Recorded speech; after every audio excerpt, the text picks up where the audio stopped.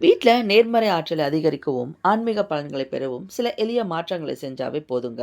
Number one, வாசலில் மஞ்சள் குங்குமம் வச்சு நெய் தீபம் ஏற்றுனீங்கன்னா எதிர்மறை சக்திகள் வீட்டுக்குள் நுழைவதை தடுத்து லக்ஷ்மி கடாசகம் பெருகும்.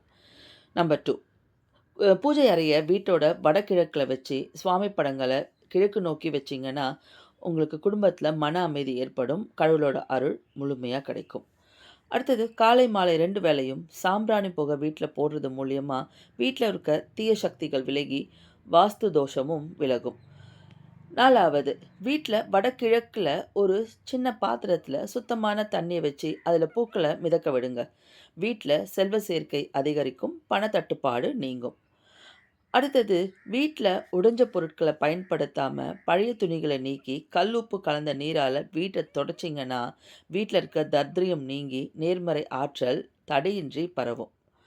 அடுத்தது, காலை வேளையில காயத்ரி மந்திரம், இல்ல வெங்கடேச சுப்ரபாதம், இந்த மாதிரி நல்ல பாட்டுகள வீட்ல ஒலிக்க செய்றது மூலியமா, வீட்ல இருக்கவங்களோட மன அழுத்தம் குறைஞ்சு, குடும்பத்தில ஒற்றுமை பலப்படும்.